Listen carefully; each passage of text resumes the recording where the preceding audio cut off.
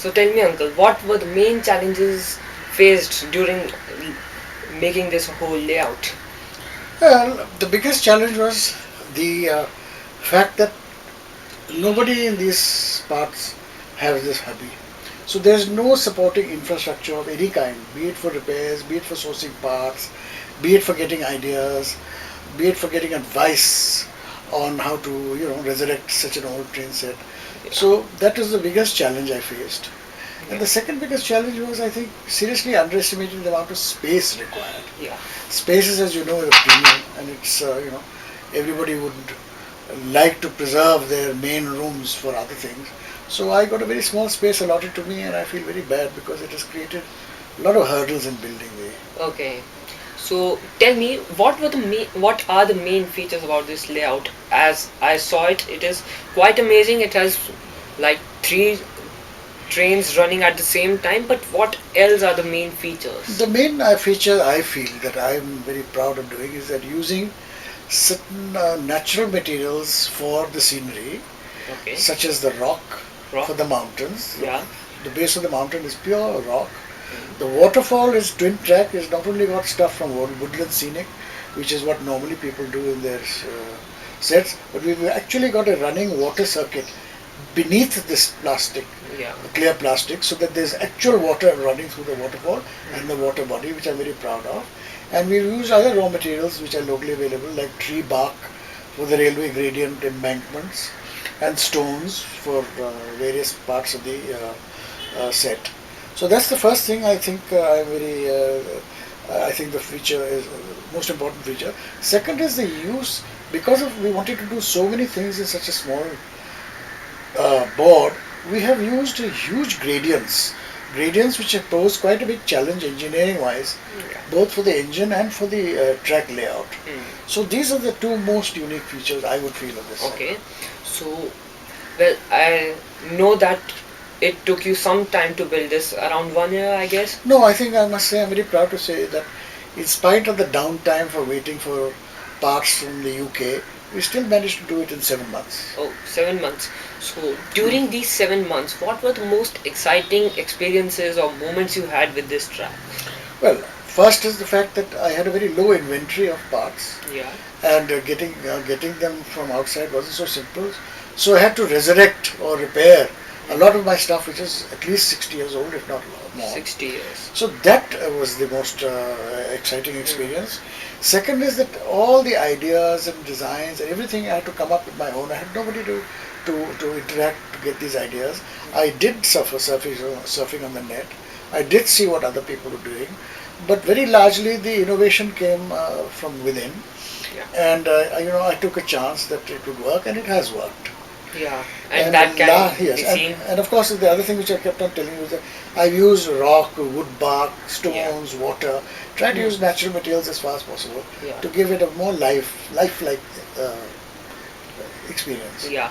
So, while building this whole layout, laying out this, uh, what were your feelings about the track? And how did you feel while doing all that work? See, for the first part was that every time you tried to do some repairs, you would find out sooner or later that you didn't have all the requisite tools for it. So there's always start and stop, start and stop. You're doing some repairs, then you find you need a certain tool, then you go out and get the tool for it, then you carry on, then you find another tool is required. So, I'm afraid I didn't plan it as well as I should have, otherwise I could have cut the downtime, the time taken by at least a month or 2 months. Okay. I started off very amateurishly. Okay. Hmm. So that was I think in hindsight, if I were to do it again, I'd do it much more professionally. Okay. And while paying attention to the details, while drawing the details of the whole layout, what were your feelings about that? Like paying attention to a lot of detail, like grass and all that. Well, I must say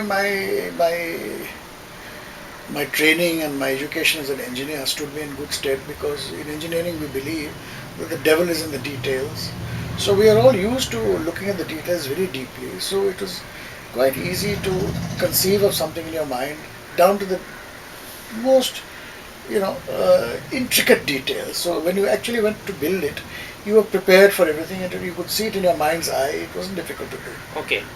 And last but not the least, I would like to ask you, if you were to make all this layout once more, what would be the things that you would not do, or would you pay more attention to, or Well, something like I have that? my answer very clear on that. First thing I would do is I would fight with my wife to be allocated larger space. I think that it all hinge on that. I wouldn't start it if I was not given space considerably larger than what was allotted to me this time. Yeah. And the second thing is, since it would be a larger space, I would collect a lot more parts before I started the project than I did today. Okay. So, was finding all these parts difficult, or? It was not easy because if you go to the net to see, Hmm. you find out there's huge variation of price, huge variation of service levels, and you don't know anybody. Even if you're a member of the forum, nobody's going to tell you anything about a certain supplier being good or bad. A lot Yes. of it is by intuition and by experience. I was very lucky that I had very few bad experiences. Most of the people I interacted with all turned out to be excellent. Yeah. But I do believe I was lucky, and Hmm. there are a lot less good people around outside than needed. So Okay. you have to be very lucky to be able to, you know, do something without a lot of wastage and Yeah. expense. Okay. And one last thing, can you tell me the category of railways in which it falls? Like you have to. Well, yes, I think this is the cream of the railways. It is not only Hornby Dublo, which and my set is pure steel, iron, no wood, no plastic. Forget about paper. Everything is made of wood and steel, which is very satisfying. Gives you something to hold on to. And this is three rail, which is the really it's got some antique value. Of course, it's a pain in the neck to maintain. It's very difficult to keep it clean in a place like India. There's a lot of sulfur dioxide in the air. It's very difficult to run these things trouble free. But Yeah. it's very rewarding because it's like running an old Rolls Royce versus a new one. I'd rather run an old Rolls Royce than a Yeah. new one any day of the week. Hmm. So that's it, and thank you for this Well, lovely thank you review. so much for not only interviewing me, asking my thoughts, but also viewers. The videos have been made by young Kanavia, Thank and I'm deeply indebted to him for taking the time out and using his knowledge to be able to do something I wouldn't have been able to do. you. Hmm. Thank you, Thank you. Kanav. Thank you. Welcome.